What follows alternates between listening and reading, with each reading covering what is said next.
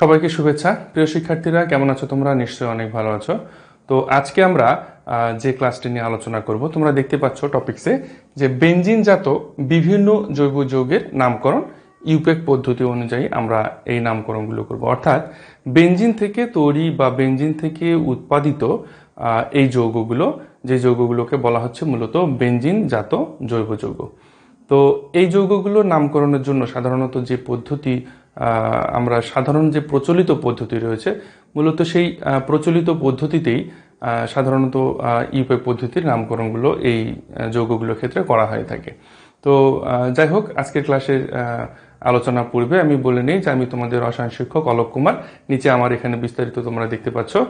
আর আমি সাধারণত এই করোনাকালীন সময়ে তোমাদের কেমিস্ট্রির যে সেকেন্ড পার্টটা রয়েছে উচ্চ মাধ্যমিক, এই সেকেন্ড পার্টটা আমি রেকর্ডেড ক্লাসগুলো প্রতিনিয়ত আমার ইউটিউব চ্যানেল, তোমরা এই স্ক্রলিংয়ে সেটাও দেখতে পাবে, আমার ইউটিউব চ্যানেল, আমার ফেসবুক গ্রুপ, আমার ফেসবুক পেজ, এগুলো থেকে আমি প্রতিনিয়ত সেই ক্লাসগুলো পাবলিশ করে থাকছি, অর্থাৎ পোস্ট করে থাকছি।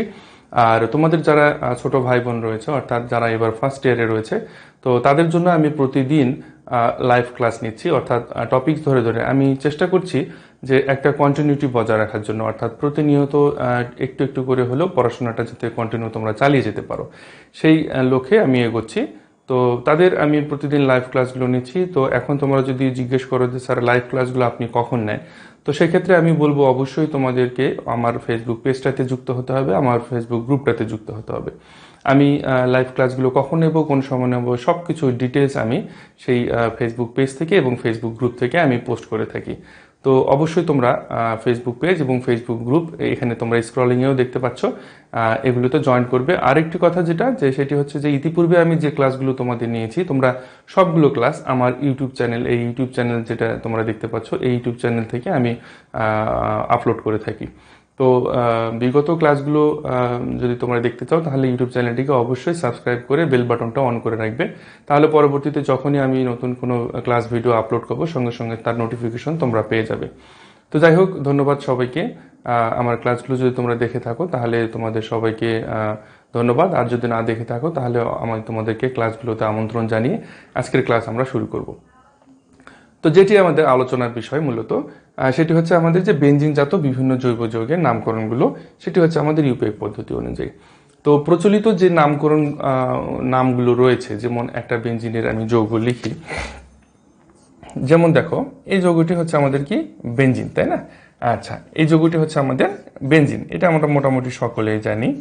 আচ্ছা, এখন আমি যদি বেনজিনের উপরে যদি এখানে যদি আমি CH3 দিই, তাহলে এটি আমার হয়ে যায় টলুইন। ওকে, আচ্ছা, আবার যদি আমি বেনজিনের উপরে যদি আমি এখানে OH দিয়ে দিই, তাহলে এটি হয় আমার ফেনল। আচ্ছা, একইভাবে আবার যদি বেনজিনের উপরে আমি দিয়ে দিই এখানে NH2, ঠিক আছে, তাহলে এখানে অ্যানিলিন, এটাকে বলা হচ্ছে অ্যানিলিন।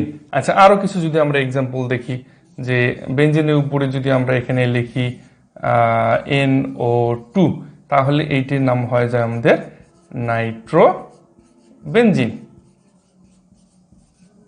এটি হয় আমাদের নাইট্রোবেনজিন। তো এই যে এক্সাম্পলগুলো দেখতে পাচ্ছ, এগুলো সবগুলো কিন্তু আমাদের বেনজিন জাত প্রোডাক্ট বা বেনজিন জাত যৌগ। তো এখন এই যে এগুলোর যে প্রচলিত নামগুলো রয়েছে, যে বেনজিনের উপরে CH3 হলে এটা টলুইন, তো ইউপেক পদ্ধতি অনুযায়ী কিন্তু অ্যাকচুয়ালি ওই নামগুলোই ইউপেক পদ্ধতি হিসেবে ব্যবহার করা হয়ে থাকে। তো এখন একটা বিষয় হচ্ছে যে সাধারণত কিছু কিছু যৌগের প্রতিস্থাপিত বেনজিনের সাথে যে প্রতিস্থাপিত গ্রুপগুলো রয়েছে, যেমন এখানে দেখতে পাচ্ছ মিথাইল, এখানে অ্যালকোহল, ঠিক আছে। আচ্ছা, এখানে তোমরা দেখতে পাচ্ছ এটা অ্যামিন, তো এটা নাইট্রো। তো সাধারণত এরকম কিছু কিছু যৌগের ক্ষেত্রে সেই প্রতিস্থাপিত গ্রুপটাকে উল্লেখ করে বেনজিন উল্লেখ করা হয়ে থাকে। যেমন দেখো এখানে যদি আমি ব্রোমিন লিখে দিই, তাহলে এটার নাম এভাবেও নামকরণ করা হয়, হ্যাঁ, ব্রোমো বেনজিন। ওকে, আচ্ছা, তো এরপরে আরেকটা যদি এক্সাম্পল আমরা দেখি, এই এক্সাম্পলটা এরপরে হচ্ছে আমাদের SO3H, এইটা হচ্ছে আমাদের benzene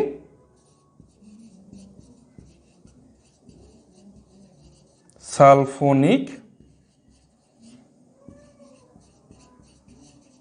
acid, benzene sulphonic acid. তো অ্যাকচুয়ালি এইভাবে আমাদের বেনজিনের বিভিন্ন যে বেনজিন জাত যে প্রোডাক্টগুলো এগুলোর নামকরণ করা হয়ে থাকে। তো আরও কিছু যদি আমরা এক্সাম্পল দেখি তাহলে সেখানে সেই এক্সাম্পলগুলোতে আমরা দেখতে পাবো যে মোটামুটি যেমন এখানে দেখো যে বেনজিন সালফোনিক অ্যাসিড নাম করা হচ্ছে, এটাতে নামকরণ করা হচ্ছে কি ব্রোমো বেনজিন। আচ্ছা, এখন তোমাদেরকে একটা আমি নামকরণের জন্য আরও একটা পদ্ধতি রয়েছে, সেই পদ্ধতিটা একটু তোমাদের আমি আলোচনা করে দিচ্ছি। যেমন দেখো বেনজিনের সাধারণত কার্বন সংখ্যা থাকে কয়টা? 6টা। যদি এই কার্বনটাকে আমরা 1 নম্বর কার্বন ধরি, তোমরা এদিক দিয়েও যেতে পারো এদিক দিয়েও যেতে পারো, তাহলে এদিক দিয়ে যদি 2, 3, 4, 5, 6 এই কার্বনটাকে এভাবে আমরা 6 নাম্বার দিয়ে মার্কিং করতে পারি। তো এই যে 2 নাম্বার যে কার্বনটা রয়েছে, ঠিক আছে, এই 2 নাম্বার যে কার্বনটা রয়েছে এই কার্বনটাকে আমাদের অর্থ পজিশন বলা হয়। ওকে, অর্থ, এটাকে সংক্ষেপে ছোট হাতের ও দ্বারা প্রকাশ করা হয়। তারপরে তোমার এই যে 3 নম্বর যে পজিশনটা রয়েছে কার্বনের, এটাকে বলা হয় মেটা, ঠিক আছে, ছোট হাতের এম দ্বারা প্রকাশ করা হয়। আর এখানে রয়েছে আমাদের 4 নম্বর যে কার্বনটা, এই 4 নম্বর কার্বনটাকে বলা হয় অর্থ মেটা, এটাকে বলা হচ্ছে প্যারা। ওকে, ছোট হাতের পি। এখন এই যে পজিশনগুলো বেনজিনের ক্ষেত্রে, এই যে পজিশনগুলো 2 নম্বর কার্বনটাকে এটা থেকে 1 নম্বর যদি হিসেব করি তাহলে 2 নম্বর কার্বনটা অর্থ, 3 নম্বর কার্বনটা মেটা, 4 নম্বর কার্বনটা প্যারা। ঠিক একইভাবে এদিক দিয়েও যদি আমরা চিন্তা করি, এই 2 নম্বরের সাথে সমতুল্য হিসেবে এই 6 নম্বর কার্বনটাকেও বলা হবে অর্থ, এদিক দিয়ে যদি গণনা করা হয়, তারপরে এটাকে বলা হবে মেটা এবং 4 নম্বরটাকে বলা হবে প্যারা।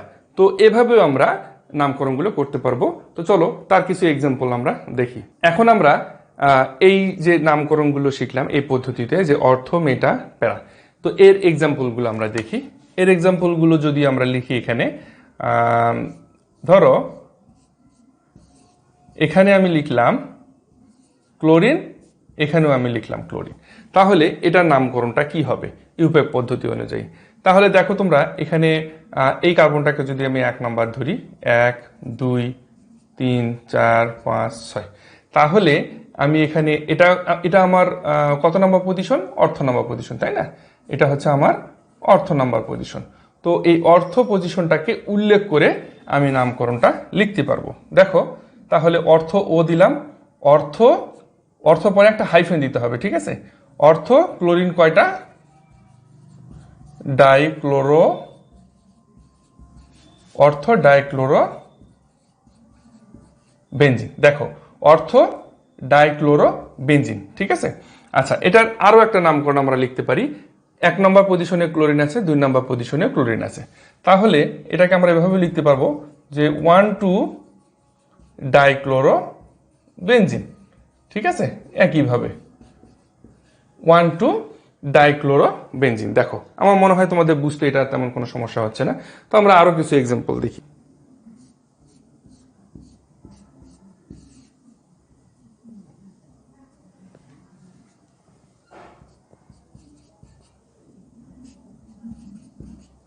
দেখো এই এক্সাম্পলটা দেখো, এটা যদি 1, 2, 3, 4, 5, 6 হয়, তাহলে এটা আমার কত পজিশন? মেটা পজিশন। একইভাবে আমি এটাকে লিখতে পারবো কি মেটা ডাই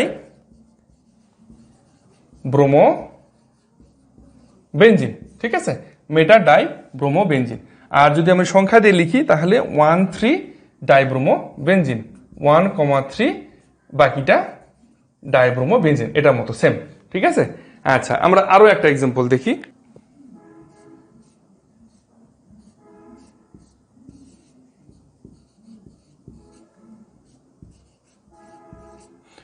দেখো এই এক্সাম্পলটা দেখো, এই কার্বনটাকে যদি 1 নম্বর ধরি, 2, 3, 4, 5, 6, তাহলে এই পজিশনটা আমার কি সেম একইভাবে অর্থ মেটা, এই পজিশনটা হচ্ছে আমার প্যারা পজিশন, ঠিক আছে।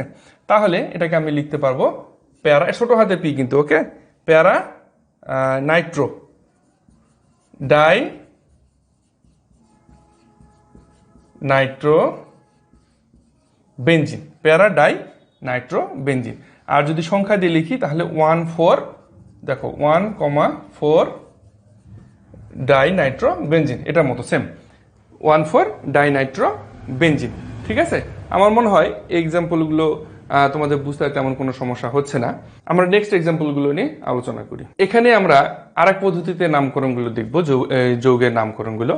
তো এখানে তোমরা লক্ষ্য করে দেখো, ইতিপূর্বে আমরা দেখলাম কি যে প্রতিস্থাপক বেনজিনের উপরে যে প্রতিস্থাপকগুলো ছিল সেই প্রতিস্থাপকগুলো কি ছিল, একই ছিল।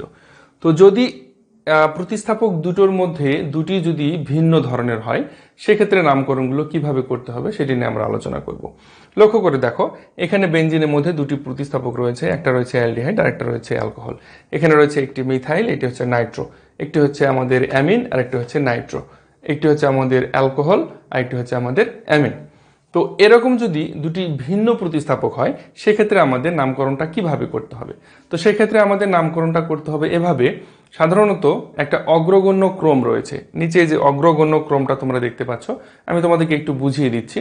সেটা হচ্ছে যে অগ্রগণ্য ক্রম অনুযায়ী একটাকে প্রধান হিসেবে বেনজিনের সাথে নামকরণটা উল্লেখ করতে হবে, আর একটাকে গৌণ হিসেবে অর্থাৎ মুখ্যটাকে বেনজিনের সাথে নাম ধরে আমাদের নামকরণটা শেষে উচ্চারণ করতে হবে, আর যেটা গৌণ থাকবে সেই গৌণটাকে নামকরণের পূর্বে অর্থাৎ প্রথমে সেটাকে নামকরণ করতে হবে। এসো আমি তোমাদেরকে বুঝিয়ে দিই বিষয়টা। এটি হচ্ছে আমাদের যে প্রতিস্থাপকগুলো রয়েছে সেই প্রতিস্থাপকগুলোর অগ্রগণ্য ক্রম। তো এখানে প্রথমেই রয়েছে আমাদের কার্বক্সিল, যেটা বন্ড C+H, এভাবে তারপর রয়েছে আমাদের অ্যামাইড, তারপর রয়েছে অ্যালডিহাইড, তারপর সায়ানাইড, তারপর রয়েছে কিটোন, অ্যালকাইল, মিথাইল, ফেনোলিও bond OH, amino, nitro, halogen, এগুলো। তো এখন এটার ক্ষেত্রে দেখো এখানে রয়েছে আমাদের অ্যালডিহাইড এবং অ্যালকোহল। তো স্বাভাবিকভাবে আমরা এখন এই দুটোর মধ্যে কোনটা অগ্রাধিকার ভিত্তিতে আগে থাকবে আর কোনটা পরে থাকবে। তো এখানে তোমরা দেখতে পাচ্ছ অ্যালডিহাইডটা এখানে রয়েছে আমাদের 1 নম্বর, 2 নম্বর, 3 নম্বরে। আচ্ছা, এর সঙ্গে রয়েছে ওএইচ, দেখো ফেনোলিও ওএইচটা রয়েছে তার অনেক পরে। তো এখন আমরা এই যে মুখ্য, এটা তাহলে আমাদের অ্যালডিহাইডটা হলো আমাদের মুখ্য প্রতিস্থাপক, এটা হচ্ছে আমাদের গৌণ প্রতিস্থাপক। তো এই গৌণ প্রতিস্থাপকটাকে আগে নামকরণ করতে হবে, তারপর মুখ্য প্রতিস্থাপকের নামটার সঙ্গে বেনজিনটাকে উচ্চারিত করে নামকরণ করতে হবে। দেখো সেই হিসেবে আমরা এটার নাম পাচ্ছি এই যৌগটার অর্থ হাইড্রক্সি। অর্থ কেন এই পজিশনটাকে অর্থ বলা হয় সেটা আমরা জানি। অর্থ তখন এইটা আর অ্যালকোহল হিসেবে থাকবে না, এটা হাইড্রক্সি হিসেবে উচ্চারণ করতে হবে যখন গৌণ হিসেবে থাকবে বা শাখা হিসেবে, যেটা আমরা ইতিপূর্বে নামকরণের সময় দেখেছিলাম। তো অর্থ, হাইড্রক্সি, বেনজিন এবং অ্যালডিহাইড, এই জন্য বেনজাইলডিহাইড একত্রে। ঠিক আছে, আমার মনে হয় তোমাদের কাছে পরিষ্কার হয়ে গেছে। আমরা আরো এক্সাম্পল দেখি। এখানে আমরা দেখতে পাচ্ছি মিথাইল রয়েছে এবং এখানে রয়েছে আমাদের নাইট্রো। তাহলে নাইট্রোটা আমাদের কত নম্বর? দেখো নাইট্রোটা হচ্ছে আমাদের এখানে রয়েছে, আর আমাদের রয়েছে কি মিথাইল, আর মিথাইলটা রয়েছে আমাদের আগে। তাহলে এটা আমাদের মুখ্য, এটা হচ্ছে আমাদের গৌণ। তাহলে গৌণটাকে আমাদেরকে আগে লিখতে হবে। তো গৌণটা কত নাম্বার পজিশনে রয়েছে? গৌণটা রয়েছে আমাদের প্যারা পজিশনে, তাই না? দেখো লক্ষ্য করে দেখো, এখানে প্যারা নাইট্রো, তখন কিন্তু বেনজিনের সঙ্গে মিথাইল মানে কি সেটার নাম হয়ে যায় টলুইন। তোমরা সেটা জানো, আমি এই ক্লাসের শুরুতেও তোমাদেরকে সেই এক্সাম্পলগুলো আমি দেখিয়েছিলাম যে এটা যদি না থাকে তাহলে এটার নাম কি হয়? টলুইন। আর এটাকে যখন উচ্চারণ করতে হবে তখন সেটা আমাদের যে পজিশনে আছে সেই পজিশনে নাইট্রো উচ্চারণ করতে হবে, যেমন প্যারা নাইট্রো টলুইন। আচ্ছা, আরো এক্সাম্পল দেখি আমরা। NH2 NO2, তাহলে এই দুটোর মধ্যে কোনটা আগে কোনটা পরে, কোনটা মুখ্য কোনটা গৌণ? NH2 দেখো তোমাদেরকে দেখিয়ে দিচ্ছি আমি, এখানে রয়েছে আমার নাইট্রো আর আমার রয়েছে NH2, এই যে অ্যামিনো। দেখো তাহলে অ্যামিনোটা আগে নাইট্রোটা পরে, তাহলে নাইট্রোটাকে আমাদেরকে কি আগে উচ্চারণ করতে হবে, অ্যামিনোটাকে পরে উচ্চারণ করতে হবে। তাহলে নাইট্রোটা আমার কত নম্বর পজিশনে রয়েছে? মেটা পজিশনে। তাহলে মেটা নাইট্রো, এটা বাদ দিয়ে দিলে এটা কি হয় আমার? অ্যানিলিন, তাই না? বেনজিনের উপরে NH2 মানে কি হয়? অ্যানিলিন। তাহলে আমরা কি পাচ্ছি? যে মেটা নাইট্রো অ্যানিলিন। ক্লিয়ার? আমার মনে হয় তোমরা বুঝতে পারছো। আর একটা এক্সাম্পল দেখি আমরা, OH এবং NH2। দেখো এই যে NH2 এখানে অ্যামিনো এবং এখানে রয়েছে আমাদের OH। তাহলে OH-টা আমাদের প্রধান অর্থাৎ মুখ্য, আর অ্যামিনোটা হচ্ছে এই ক্ষেত্রে আমাদের গৌণ। তাহলে অ্যামিনোটাকে আমাদের আগে উচ্চারণ করতে হবে। অ্যামিনোটাকে আগে উচ্চারণ করতে গেলে এটার পজিশনটা রয়েছে মেটা পজিশন। দেখো মেটা অ্যামিনো ফেনল, এটা যদি বাদ দিয়ে দিই তাহলে বেনজিনের উপরে OH থাকলে কি হয়? ফেনল হয়, মেটা অ্যামিনো ফেনল। আমার মনে হয় এই যে বেনজিন এবং বেনজিন থেকে উদ্ভূত যে প্রোডাক্টগুলো বা যৌগগুলো পাওয়া যায় সেগুলোর নামকরণে আর তোমাদের কারোরই কোনো সমস্যা থাকবে না। তো একটা বিষয় কি, তোমাদের যদি এরপরেও কোনো সমস্যা থেকে থাকে তাহলে তোমরা এই যে স্ক্রলিং এর যে গ্রুপটা আমার দেখতে পাচ্ছ, ফেসবুক গ্রুপ, সেই গ্রুপে তোমরা সকলে জয়েন করবে এবং তোমাদের প্রবলেমগুলো তোমরা সেখানে পোস্ট করবে। কোনো সমস্যা নেই, আমি সেই ফেসবুক গ্রুপটাকে সবসময়ের জন্য মনিটরিং করে থাকি। কার কি সমস্যা আছে সেগুলো আমি সেখানে সলভ করে দেওয়ার চেষ্টা করি। যেহেতু আসলে এটা একটা রেকর্ডেড ক্লাস, এখানে তো আসলে তোমাদের প্রবলেমগুলো সলভ করে দেওয়াটা একটু কষ্টকর। তো তোমরা তোমাদের প্রবলেমগুলো তোমরা গ্রুপে পোস্ট করতে পারো, আমি সেই গ্রুপটা তোমাদের সবার জন্য ওপেন করে দিয়েছি। তো তোমরা তোমাদের সমস্যাগুলোকে সেখানে পোস্ট করবে, আমি তোমাদেরকে সেখানে সলভ করে দেওয়ার সর্বোচ্চ চেষ্টা করব। আর তারপরেও যদি তোমাদের কোনো অসুবিধা থাকে, আমি প্রয়োজনে গ্রুপে, ফেসবুক গ্রুপে আমি তোমাদেরকে লাইভ করে তোমাদের প্রবলেমগুলোকে সলভ করে দেওয়ার চেষ্টা করব। তো ধন্যবাদ তোমাদের সবাইকে আমার এই ক্লাসটা দেখার জন্য। যদি তোমাদের আরও কোনো মতামত থাকে তাহলে তোমরা এই ভিডিওর নিচেও কমেন্ট করতে পারো, তোমাদের কি বলার আছে, কি জানার আছে। তো আজকের ক্লাসটা এই পর্যন্তই, আগামী ক্লাসে তোমাদের সবাইকে আমন্ত্রণ জানিয়ে আজকের মতো শেষ করছি। ধন্যবাদ সবাইকে।